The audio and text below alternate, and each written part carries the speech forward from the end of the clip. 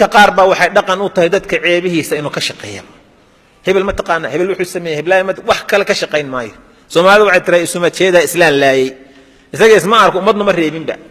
haddii isaga la waraysto ama laga waramana xaaladiisu khatar bay ahaan lahayd qofka qof muslim ceebihiisa dabagelaya ilaahay baa intuu adna taada dabagalo aqalkaaga gudihiisa kugu ceebanaya suuqiga banaanka intaan la gaarinba maxaa marka adiga dadkan muslimiinta ilaahay abuurtay horta dad iyo muslimiinta mid inaynu fahanno waa shay muhiim ah dadkan muslimka alla abuurtay ee arladan dusheeda jooga war waxaad isweydiisaa adigu maadan abuuran ilaahay baa abuurto ifka keenay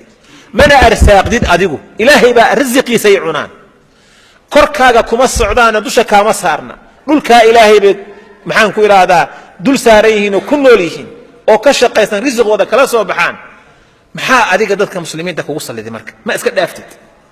Soomaalidu wuxuu ku leeyahay aniga hebel qofka la yiraahdo jinkayga nacib ku leeyahay war jinkan baad dadku ugu diraya waa maxay qof aan dhiig iyo dhaqaale midna dhiig iyo dhaqan kaaga maqnayn buu ku leeyahay hebel aniga waa ka dhaxarkanay oo muxuu kugu sameeyay ma waa iska nacib haba oo maxaad ku nacibtu ku yeelay ma dhiig buu ku ka galay ma dhaqankaagu wax yeel maya niyo soo qofa iska nacday ma jiro ha waa iska nacib ku leeyahay ajaib waa isma jeeda islaan laay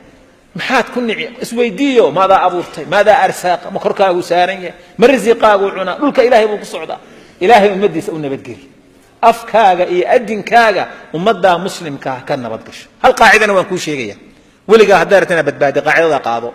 qof muslim ah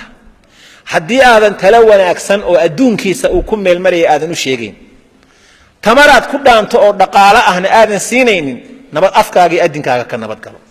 waxba tari maysid Soomaha af iyo maal wax ma ka taraysa maya nabadgelyo si marka dhiigiisa iyo maalkiisa iyo sharaftiisa iyo dadkiisa iyo dunyadiisa u nabadgeli ha ka nabad galo arsaaq ka marhaba adiga albaabkaaga soo garaaci ma subax walba ka ilaahay buu garaacaya ilaahay baa siinaya wax subhanahu wa ta'ala dadka muslimku haday saa fahmi lahaayeen mudwa kala nabadgeli lahayd laakiin Soomaali baan nahayo inaga kabaheen cunayna iscalaashanayna waxaan hore u marlayna waxaas weey